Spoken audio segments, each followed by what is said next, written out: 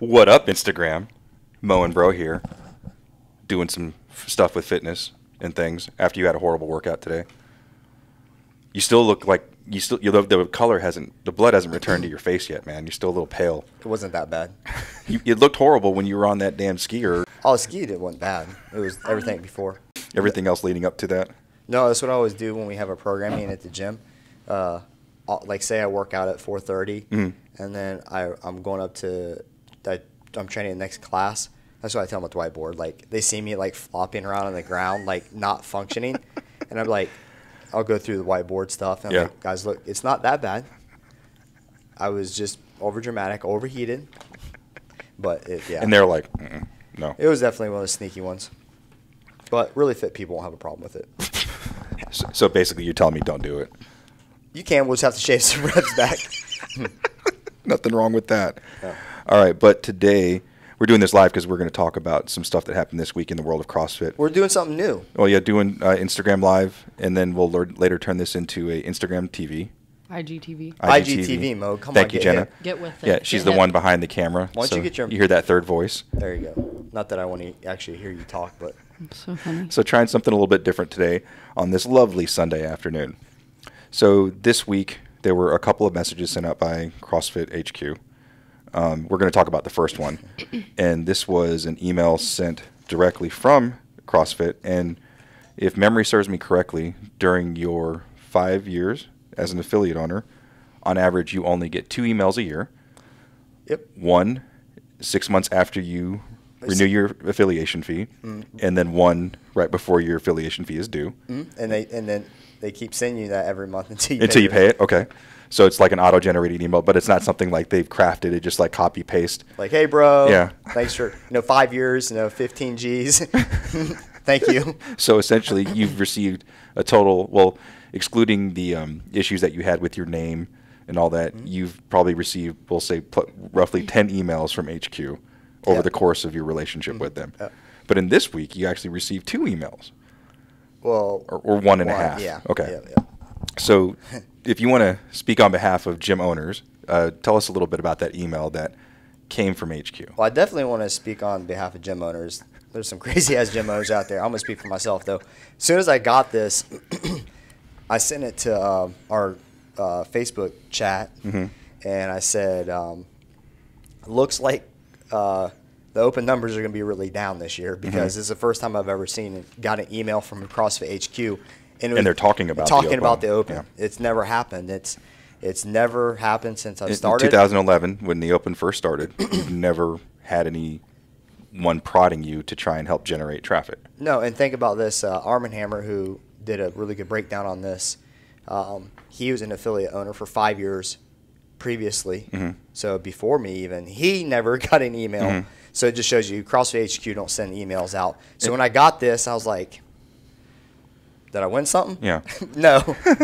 It wasn't anything cool. It was just talking about the open and the direction. Most got it. So anyways, I got this email. I sent a couple screenshots to Mo and Jenna in the chat, and I said, looks like we have something we can talk about.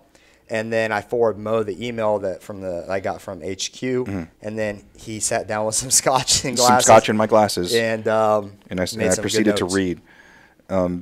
So the title of the email is A Season of Change, and the gist of the email is a couple things that stood out to me. Well, before we start, the reason we're talking about this is because people want to know. Yeah. We don't. Yeah.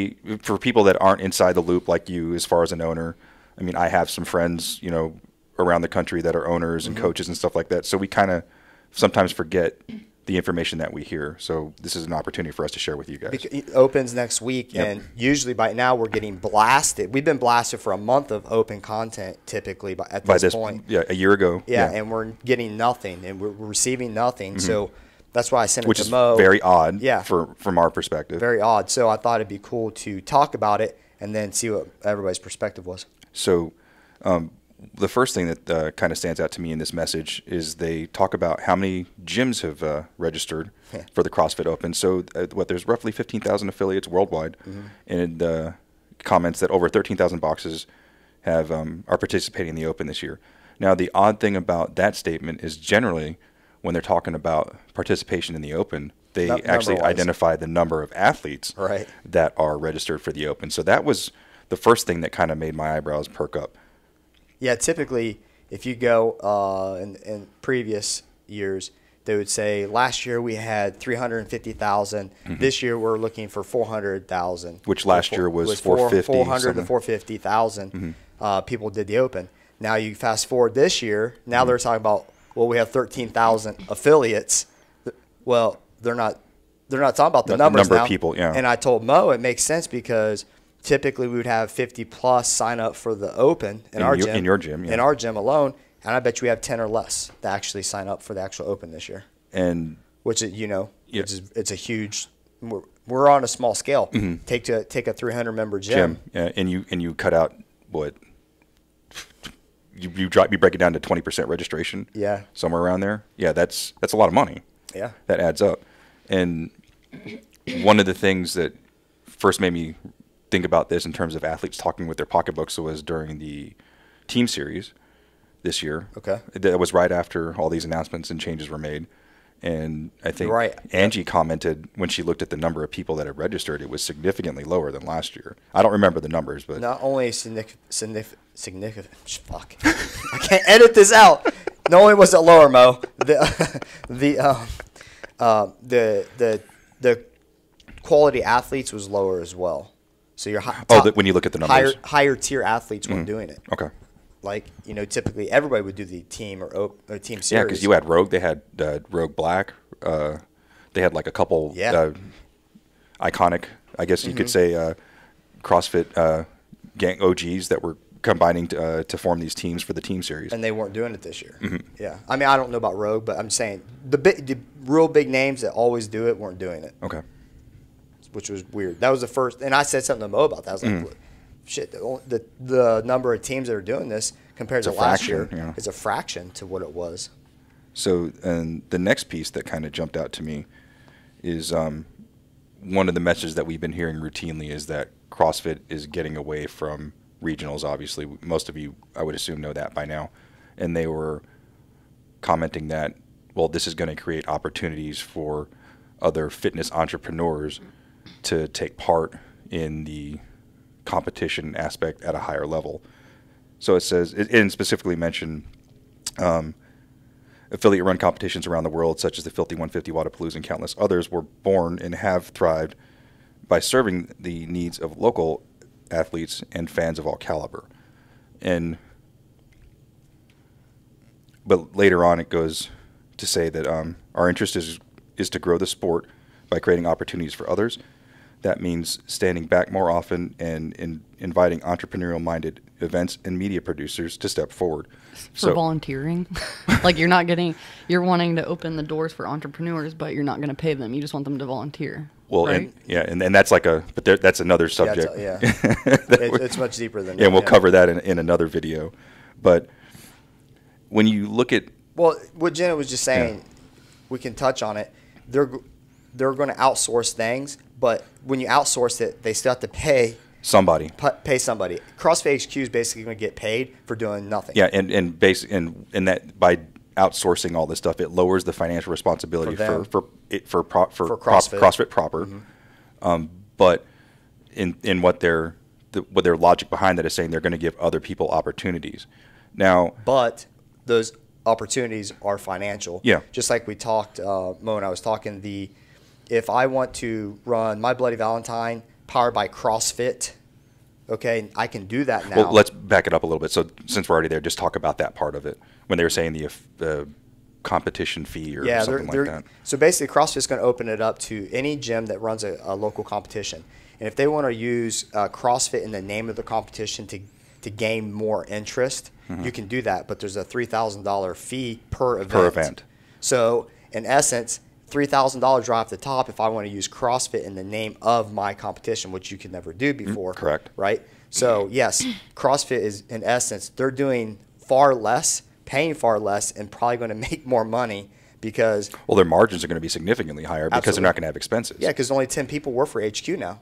Roughly. I'm just After saying. they fired 100 people right, over the past 3 or 4 months. So even though media is doing this, other media outlets, they're still going to have to pay for rights, and that's what this comes down to. CrossFit's he's not stupid. You don't get rich like that by being dumb. Okay, we disagree with it because of the timing, the way it was handled, and us who like the competitive side, we disagree highly with this.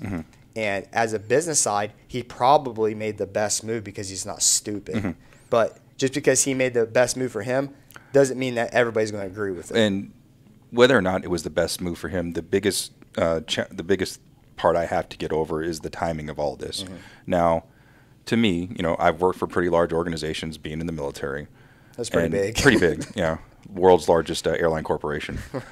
But whenever there was like widespread change that was going to be handed out, which, let's say, Air Force is about the size of Cincinnati, so 320,000 people. Okay.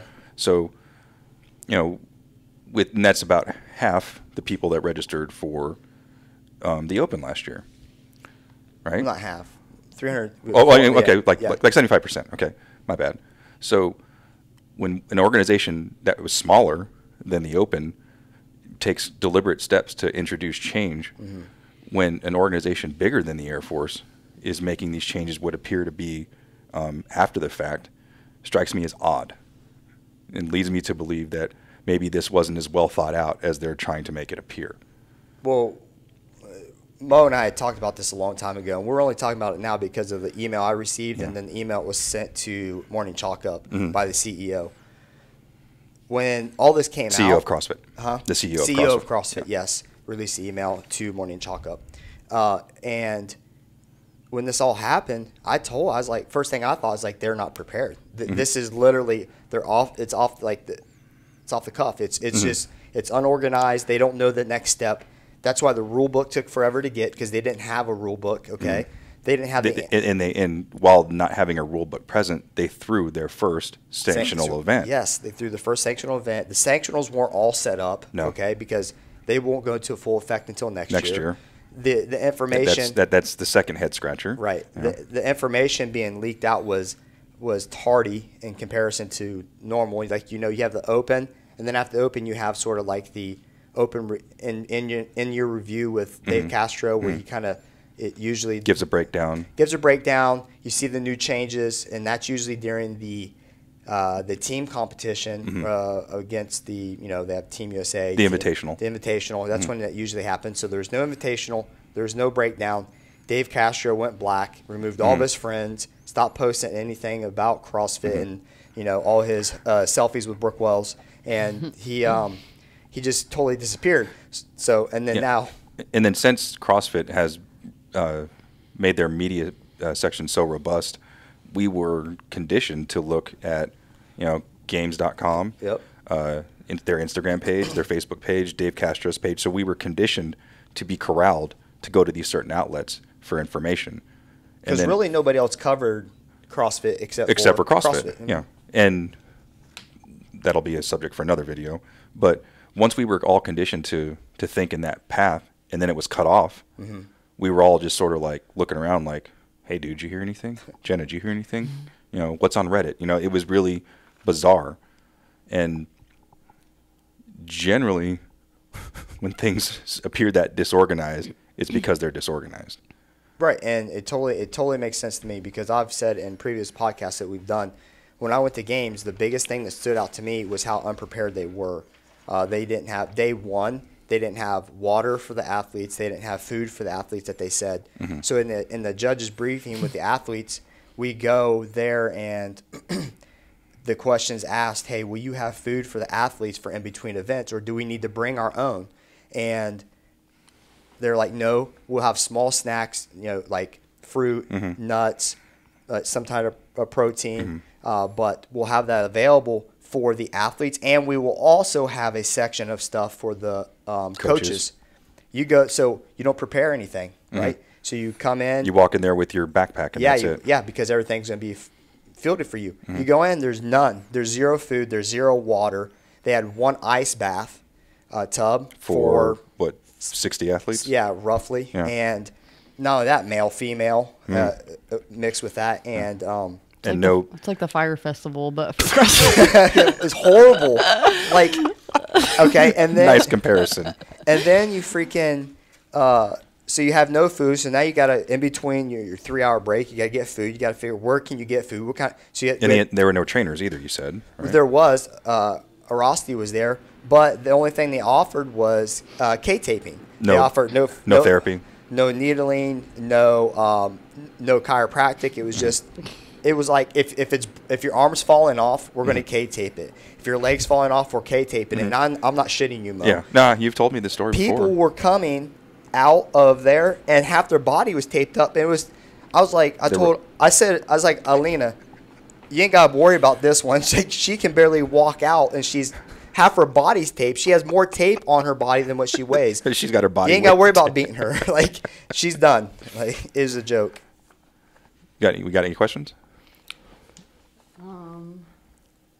Not really, just more comments. People are like, I'll keep my $20 this year. Yeah, I've heard that, and obviously And your folks have talked with their pocketbooks as well. HQ has lost their minds. Yes, that's me talking off camera.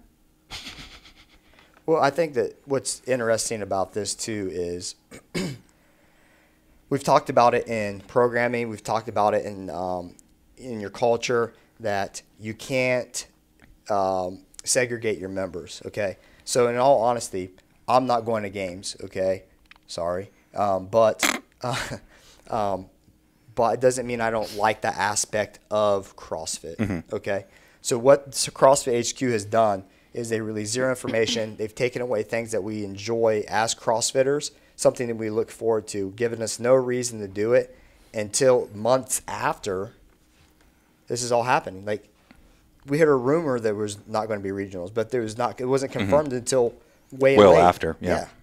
And then, man, it's been completely flipped upside down, and I just think it was handled poorly because they didn't get out in front of it. They kind of were behind it. But I think the reason they didn't get out in front of it is because they didn't have an opportunity. It just seems like all this just dropped out of the sky, and most of these behaviors in action, in my opinion, appear to be reactionary. There's a question. Oh, what's up? What's the cause for all the changes? It's apparent from what they just talked about that it's not to streamline anything. My opinion, it's money. Yeah. Financial is always the first thing you can go to. CrossFit's rich, okay? We just talked about, $500 million, how much that is, but how little it is when you're a billionaire. Yeah. Like, you know what I mean? When you're a $1 billion industry. Yeah, so it's – you think money, I think there's a lot. I think I brought this up to Mo was I don't think Glassman likes to be challenged. Okay, and I think that CrossFit Games was becoming its own entity aside from CrossFit. So it was a spectacle. That's what I'm saying. But so that did not represent CrossFit. That did not represent what he started, what he believed in, and it went so far out there that more people were talking about the games and these the top 1% than actual CrossFit. And like I've said previously, I think they've overreacted, going from showing these jacked females with their underwear hanging out, up their ass, all this stupid stuff, to a 80-year-old doing push-ups on a couch. Okay, that's like a huge pendulum swing. Yeah, and look, I'm all about the fitness side, obviously, but it's like a gross overreaction. I think it's because, and typically when people grossly overreact, it's because they weren't prepared. They had no game plan. And financial, I don't believe. I think that he wants CrossFit's his, right? And if this was my gym, this is my gym, and if something happened, there was a subset where it was still part of our gym, but it didn't line with my views and what I started and what I believed in, I'd reel it back in too, personally. And I think one of the parts that Arm & Hammer said in his video is, like, with CrossFit, with the affiliation, you get your $3,000 from the owner every year, and whatever money that the owner makes goes to the owner. By starting to do these things like the outsourcing the sanctionals, creating that competition pass or whatever competition license, that's creating additional revenue streams in addition to Greg Glassman's philosophy about globalization, because that's going to get more money as well.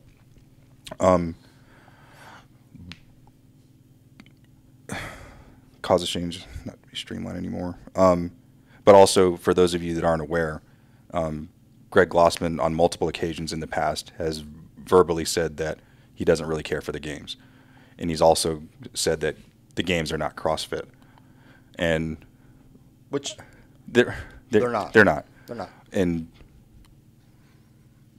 we'll never know how it all went down, but sometimes it just seems like he came in and he kicked all the dominoes out from underneath everything and just let it all fall because he got tired of it overshadowing what his vision was. Look, he's definitely arrogant. He's definitely an alpha type personality. And alpha personalities don't like to be overruled by nobody. And Castro is definitely a douchebag alpha personality from what we've seen.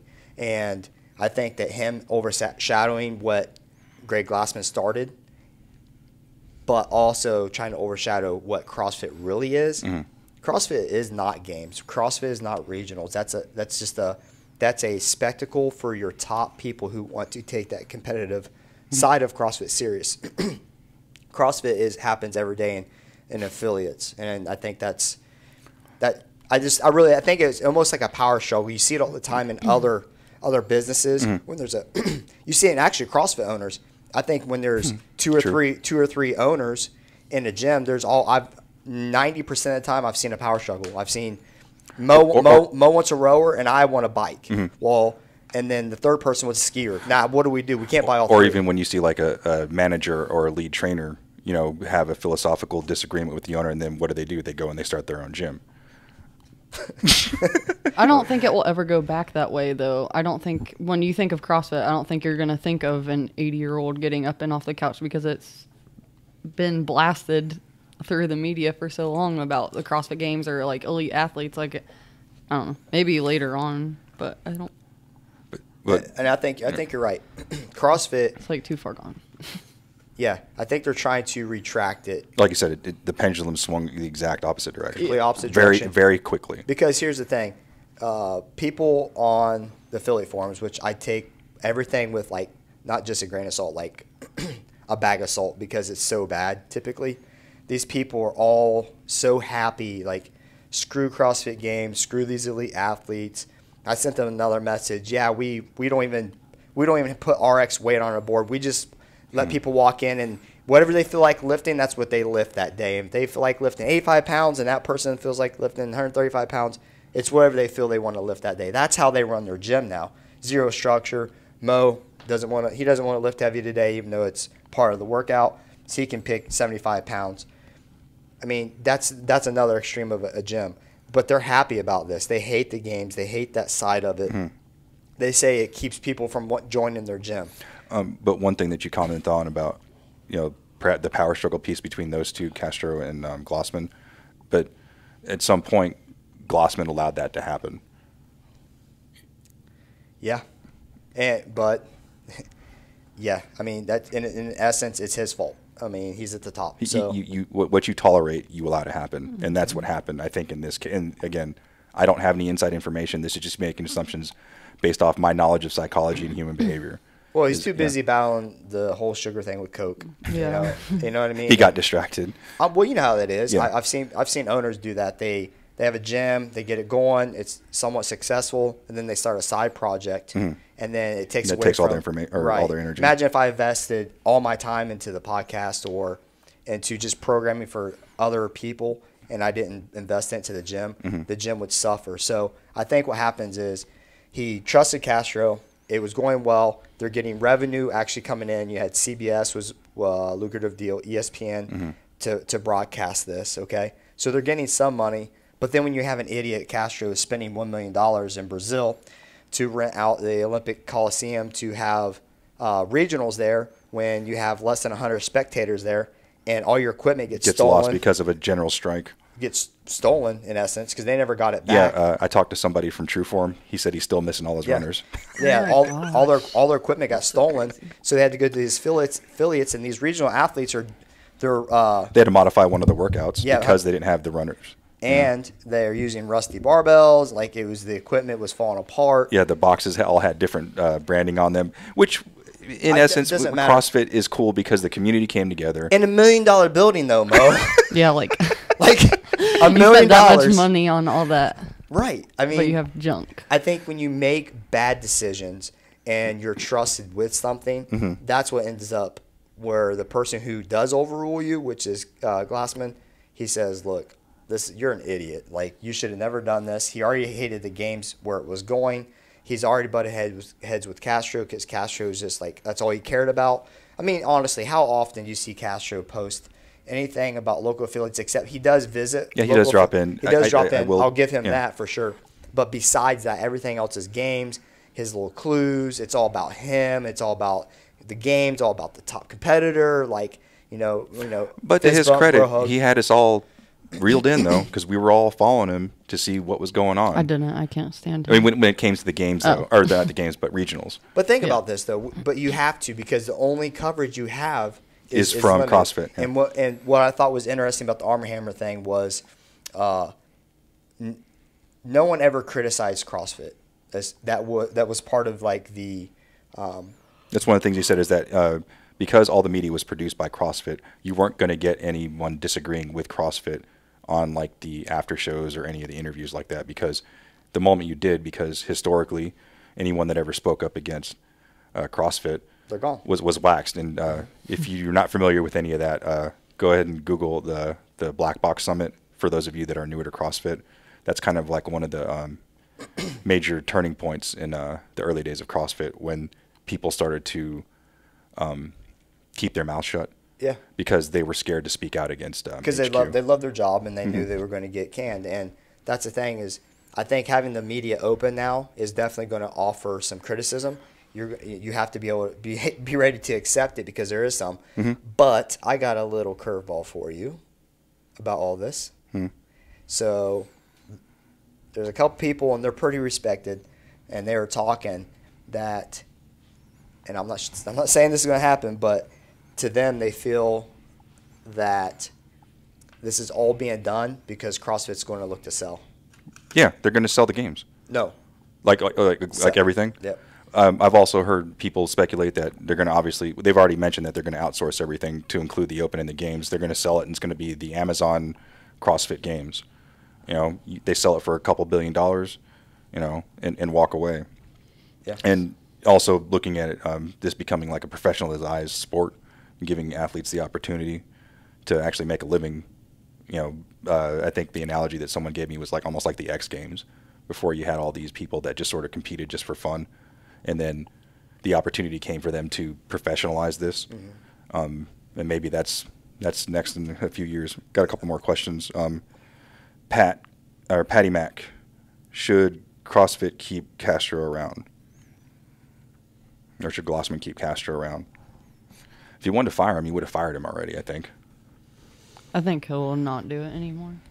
I think Jenna said something. I forget. Maybe it was the last time we recorded. I don't know if we recorded it, but if you're not passionate about it. No, yeah, that was on the prediction show. So if you're not passionate about it, then how can you do it? He's definitely not passionate about it now, right? Because he's not. He's been put in a corner. He's in timeout. He's on Instagram timeout. And do they have Instagram jail? I know they have Facebook jail. Do they have Instagram jail? He's in it if they do. He put himself there. Yeah, he did. I think he did put himself there. But yeah, if you're not passionate about it, and it shows that he's already shown he's not passionate about it now, because he went absolutely dark. Yeah, it's like a little bitch, man. That just pisses me off, because it's like, dang, you think it like, okay, I don't agree with it, but still my employer. I still love CrossFit. You know, I'm still going to give it my best, even if I want out. You know what I mean? That's just the mentality I don't understand. Is it sucks. I'm sure in his life he's had more adversity. I would believe so. Being part of the SEALs, you have a lot more grave circumstances, life or death, and this is how he's acting, and I think it's a joke. Yeah. Next question from Megasaurus Rex: do you think Glassman really talked about this, or do you think it was just a fly by the moment reactionary thing? I think he just came in and knocked all the drinks off the table and said, "This is what's happened," and then did a Rick James and just walked out. Rick James, bitch. No, I mean, the thing I think happened with Glassman, in my opinion, is he wants this to be an Olympic sport. This all happened right after the Olympics, and I think that he wants it to be. When he talks about he wants affiliate in every country, He wants representatives from every country. It's getting pretty close. And what do you have to have if you want to be an Olympic sport? You have to have participation, and there's a percentage of countries have to do this, and there has to be a qualifier type thing, world meets, things like that. There has to be something set up. So these parameters are now being set up. I really, truly believe his end goal still to this day, he wants it to be in the Olympics. He wants it to be an Olympic sport. And I think it could be. I mean, they have enough research and data as far as number-wise. But, yeah, I think that's his end game. So, yeah, I think it was by the seat of his pants. But it's like, hey, I want to be an Olympic sport. We're scrapping regionals. We're scrapping this. We're starting over. We're going to get back to our roots. And think about this, though. Back when CrossFit started, how prominent was social media? Well, if you look back 2006, if you kind of look at like the genesis of it, there were like CompuServe and there were chat rooms and nothing crazy though, right? What do you call it? Those billboards. But so everything they wanted to get out there, they couldn't. They had. It was just that blank old school web page. The stuff they maybe wanted to do that they're doing now that they wanted to do from the beginning, they could not do it. Those platforms didn't exist. Yes, they had zero platforms. Now I think they're almost like taking it back and using that the current platforms to use what they wanted their message to portray. And I totally agree with like I said, I like the direction of it is for, in my opinion, the people who need it the most are about 55 plus, okay? And that's who technically need it, especially women. Osteoporosis, get some sort of strength conditioning going on. Obviously, guys getting through the medication stuff, usually have high cholesterol, whatever. That's your prototypical. And from a business standpoint, that's who has the most money, are those people anyways. Your younger people, that's who's typically pissed about the games. Which kind of goes with the next question that Dingram24 asked. In your opinion, what did Glassman intend CrossFit to be like? And I think, a health and wellness type thing. I don't think he ever thought, it was going to be the games. It was going to be all this social media stuff. He wanted people to be healthy, to be fit. I don't think he was looking at, getting sponsorships from Reebok or Rogue or whatever. I mean, that's not something that I doubt that he ever even thought of. It wasn't until Castro decided to have a competition in his backyard at his parents' house that all this stuff grew up. But Glassman was, you know what I mean? I feel like he had to okay that. Yeah, he let it happen. That's what I'm saying. He let it happen. But I don't think. Yeah, I agree. I don't think he going into it. I don't think he probably thought it was going to happen that way. I still have to go back. I just he cares that it got bigger than what he wanted. I mean, that's just the reality of it. He got pissed. He got tired of it. Typical man. They just cry about it. I think. Yeah, I mean, that anybody who creates something. Imagine someone. No, I mean, I agree. Imagine your photography business. Someone tried to come in and overshadow all your work. I wouldn't let that happen. But try to branch off of your work. Not only all your work, but take your key elements and then start a subcategory and take it to the extreme. I think that, yeah, you say you wouldn't let it happen until someone offers you $2 million to allow something. But I think it's like an integrity thing. Like you're not going to let somebody come in if it's something that. I totally agree, but we're also like no amount of money. It's easy to say, but when you got when someone's got a $2 billion check in front of you, I'm just saying, right? Then why did he retract it? I think because I think what happened, and I still believe it, is just it got bigger than what anybody ever expected. What he is. It's all about him. This is all about him. Without a doubt, it's all about him. I mean, the more I keep processing it, this is about Glassman is pissed because CrossFit, it's not about CrossFit. CrossFit Games is bigger than CrossFit. CrossFit is attached to it, though, and that's his baby. Like, it's just – but, yeah, if someone wanted to take over Access and offered me $500 million, I love everybody here. Yeah, you'd have a serious conversation, though. Yeah, let's go start another gym. Yeah, exactly. I got $500 million. I'm going to invest $10 million in that stuff, and we're going to have everyone's getting a ski erg. Your own ski erg. So you can do extra work at home. Yeah, I mean, they'd be like, "Peace, let's go." Tony's got a question. I think it's all about money. Glassman recognized a pretty simple business problem called market saturation. CrossFit stopped growing, so he shifted his efforts to a new demographic. I mean, what they have, the CrossFit physician thing now. He's finding new ways to generate revenue the competition thing now. Someone said that too, and I agree that this decision, as rash as it is, typically is, okay, let's say you look at Toys R Us. So Toys R Us is making They failed to evolve. But listen, they're coming back. I don't know if you've seen this. Oh, no, I have not. So now they're coming back. So Toys R Us was around since, I don't know, before we were. Yeah, before Mo was born. And That was a long time ago. Yeah. This guy. and they had recently just closed shop. Mm-hmm. And they failed to evolve, like you said. Mm-hmm. Well, actually, you know what? A better analogy to this whole Glassman and Castro thing. So part of what really killed them is they allowed Amazon to do all their distribution. Okay. Yeah. So that's kind of like talking that whole thing of someone taking over Jenna's photography organization. So that's kind of along the same lines. Hey, Amazon, can you help us ship? Yeah, we'll help you ship all this shit. Oh, what are you guys selling? Oh, okay. Yep. Hey, let's put this on an Amazon store here, Amazon Yeah. store there. Oh. But typically, we're you see outselling this. you guys now. You see this in large businesses when something goes catastrophically bad, and The knee-jerk their projections are saying, "Hey, we're downtrending." Like Tony just said, we're downtrending as far as financials. If we keep doing this and keep bleeding money, in 10 years, we're not going to exist. Mm-hmm. What do we have to do to get that? So yeah, I can see the financial side. CrossFit's always said they lose money to put regionals on, they lose money to put games on. Mm-hmm. Well, how much money is that? Well, I know $1 million for one building, that's something. Mm-hmm.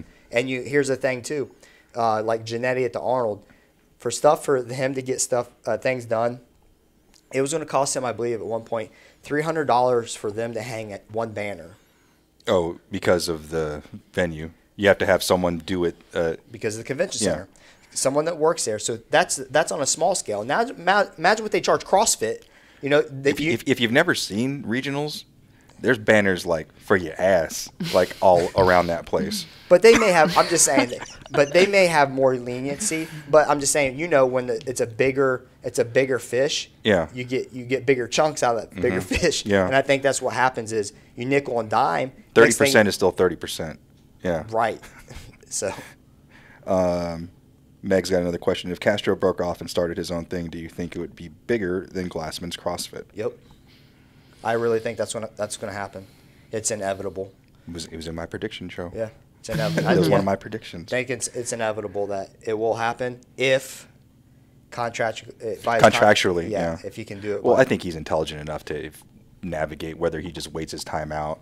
I mean, because we see it with athletes all the time. Yeah. You know, like in other professions and other sports, they just wait out their contract and then boom. Le'Veon Bell. I think Yep. there's enough people that want to compete anyways that would, I think that they don't like the changes and that they would rather stay towards that way that they would follow him anyways. But with that said, the thing that is good is these sanctional events are pretty cool. I mean, I really, at very first I was skeptical, but I think they're really cool because, you know, you got regionals and games, open regionals games. So 3 times in a year. They're all run by CrossFit. Yeah. Now you can compete, if you want, 16 to 18 times in a year. You got some deep pockets if you can compete 16 times. Seriously. But Yeah. theoretically, you could. Yeah, if you want to. But even if you wanted to do 8, you're doubling the amount of times you get to opportunities compete. that you had previously. And these payouts are huge. Yeah, depending on which competition you go, I think the biggest one so far was Dubai, and it was $90,000 for the winners. I Yeah, but believe. wasn't No. that run shitty? Well, that's the thing about the sanctionals. Like, aren't they? I mean, That's going to play itself out. I think in the long Waza run was 100 to 120,000 for the winner. for the winner. Okay. So that's the thing.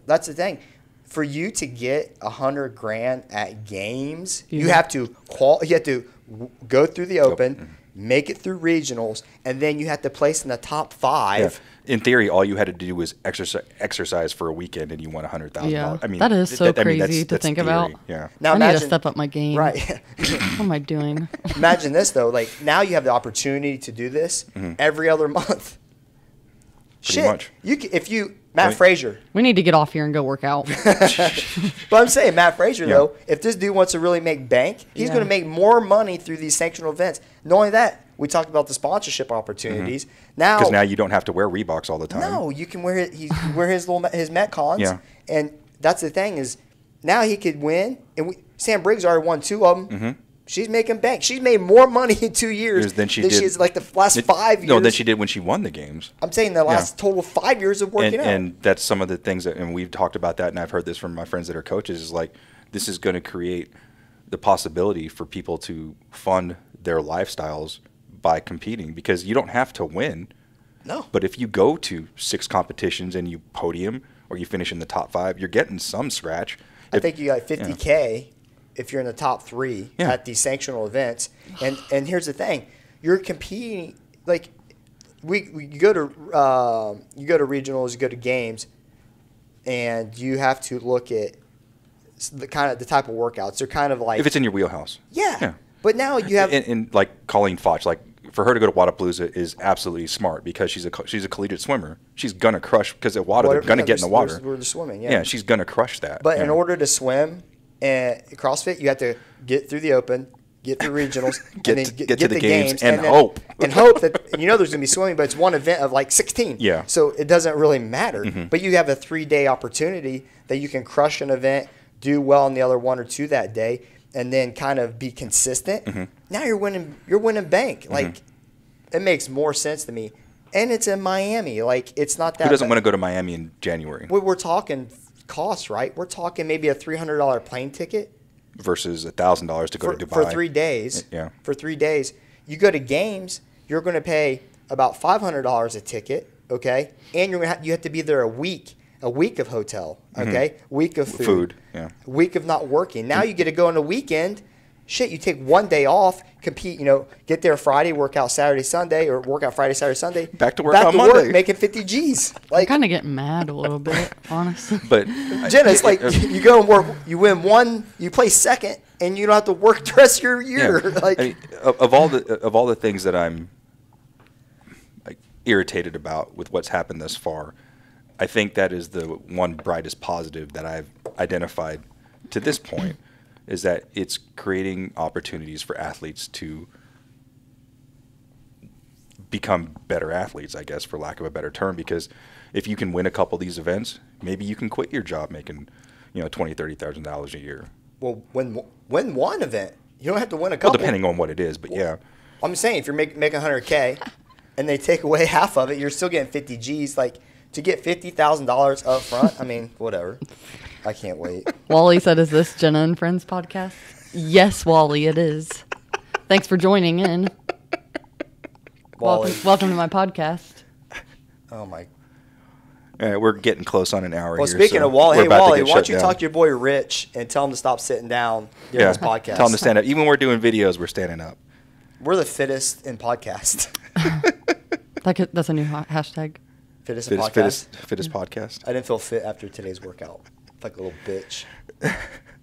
So thanks for following us today. We're about to get shut off here. But This was supposed to be an 8-minute video. yeah. Yeah, bro's like, we can do this for 10 minutes. Yeah. We Times did. 5. We did. Yeah. Is it 50 minutes? Jenna and Friends. Who said that? Lavana. Yeah, you're blocked. Love her. Yep, blocked. Don't like that. She's going to block her. She has to erg for an hour. Yeah, That's her punishment. Lavana, your workout Monday's dedicated to you. All right. So wrapping things up here, again, we're just talking about that email that came out last week addressing some of the changes and how CrossFit has decided to finally release some information after nearly 6 months, which, is, again, to me, irritating. It's also irritating at the fact they're not communicating to the masses, because, they're sending messages to, how many owners did we say? 15,000. 15,000 owners. But what about everyone else that's a practitioner of CrossFit? They've really said nothing to them. And some people that are CrossFitting don't even understand what's going on and are never going to receive this information. So if you know somebody in that kind of demographic, share some of what's going on so they can understand, so they can make informed decisions. Because part of being in any type of culture is to understand the history and what's going on in contemporary events. So like I said, if you don't know about that Black Box Summit, that's your homework, guys. Go Google that and check it out. Very interesting, and you'll kind of understand why people feel the way they do about CrossFit HQ and why people are very reluctant to speak up. So Yeah, and started a IGTV channel. Yeah, we're gonna save this Instagram Live and then post it to the IGTV. Yeah, what Jenna So it'll just be said. like on It'll be on our page, so you can go back and watch it And review later it. if you had to leave. Mo and I were talking, and we let Jenna take the reins on this one because we're tired of doing all the technology. we want Definitely Mo. It was Mo. We want her to be able to, like, develop her social media skills. Yeah. We want to Get give her this better at it. opportunity so she can get better. Yeah, I mean, she needs a lot of work. If you've not followed our page, it's been lacking lately. It's because Jenna really been hitting it hard, working for all that money.